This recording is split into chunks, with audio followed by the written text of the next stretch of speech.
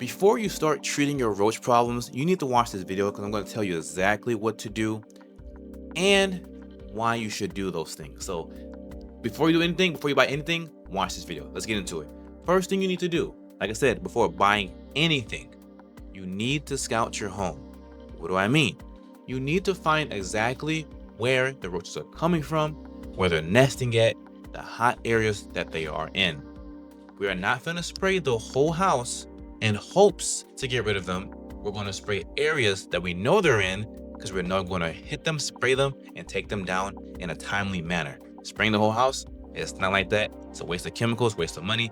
We don't do that. This is why I say we're not buying anything because we don't know the situation you're in right now, right? Once you figure that out, where they are, where they're coming in from, write it down. Step 2, we're going to take away their environment. Meaning we're taking away everything they need to live. That's shelter, boxes in the corner, in that area, books, clutter, whatever it may be, take away that shelter. Don't give them any places to hide or feel comfortable in that area. 2, food.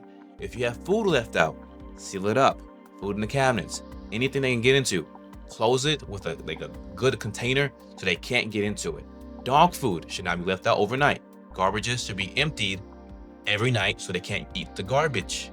We don't want anything they can use to reproduce, to eat, to live.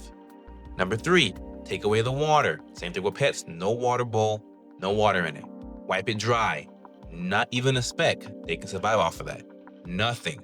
Leaky faucets, you will want to have that handled so the water doesn't drip overnight and they can use that water.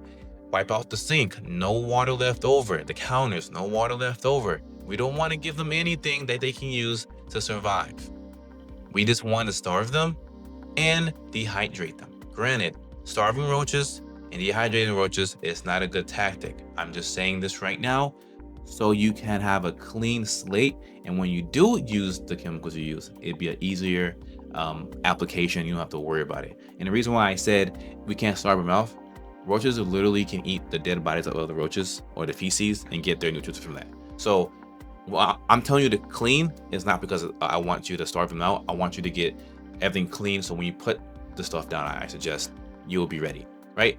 Once you have that, once you clear that part out and is vacant of what it used to be, we can start getting the chemicals now because we know exactly where they are and we prep the area for the treatment.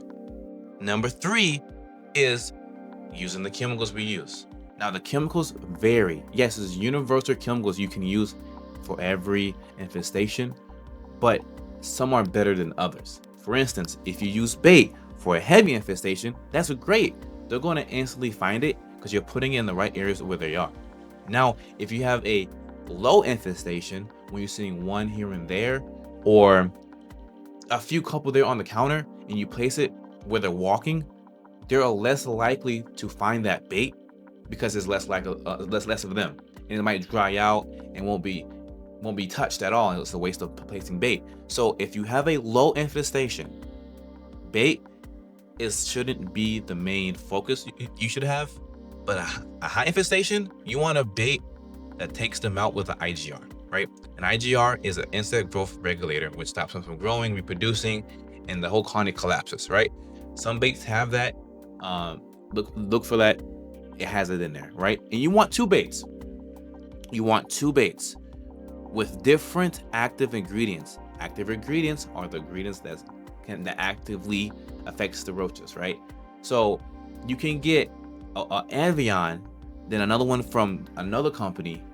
If they're the same active ingredient, that's the same bait. Just because there's a different name on them doesn't mean they're different. So you have to look in the back for different active ingredients, and you want 2 baits because you want to alternate them.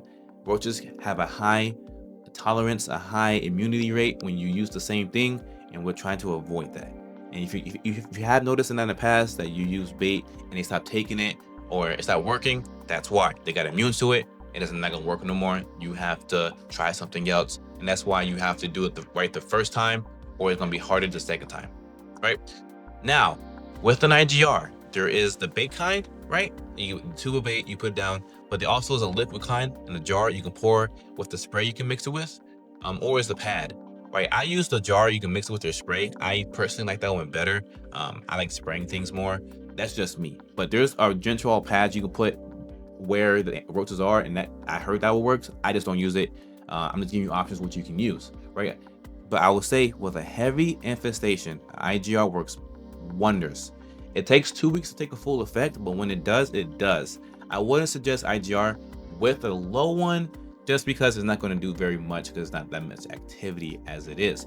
But what all you guys need, even low, medium, high, is a non-repellent spray like WFG Alpine, because that's going to be what you use to take care of the roaches, right? You want a non-repellent because you want them to walk over it without knowing, going back to the colony and killing the colony off. If you use a repellent like Home Defense or Raid, all you're doing is telling the roaches, there's something here that we can't get past.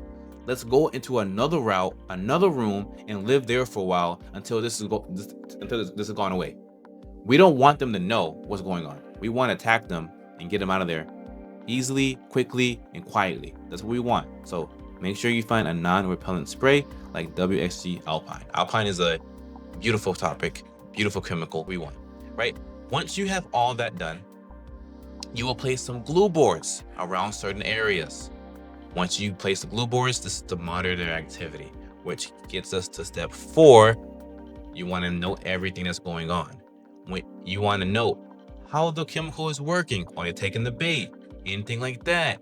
Or if the IGR is working, you should see more babies than adults. If you see a twisted wing adult, it means that they tried to molt, tried to grow. You need to spray again.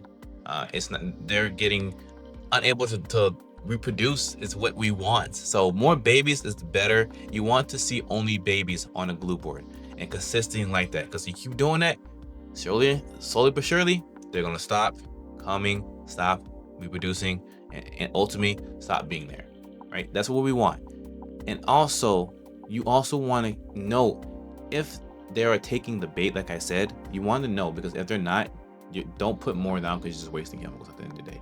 And just try to find a new bait, place it down, and see if that works. And that's all you're doing. You're just noting everything that's happening, and keep going, which is the next part, is keep going, and just keep doing that. Keep treating, keep doing that, keep treating until they're gone. And that's it. That's it. I don't want you to keep spraying your whole house. Now, if you have them in your whole house and you see them in every room, I promise you there's only pockets of nest in your home that you should be finding and spraying in there. There's no need for you to be spraying every room, wasting chemical like that, unless you really do have to. But that's only if it's like an extreme heavy infestation where every room is basically infested. But most cases, it's only certain areas, and treat those areas by themselves. But that's what you should do. And like I said, if you need help with anything, I have a free community in the description below. You can hop over there, ask me questions. Is this right? And I'll answer you. Just hop over there and I'll be there, right? Until next time, I'll see you guys later. See ya.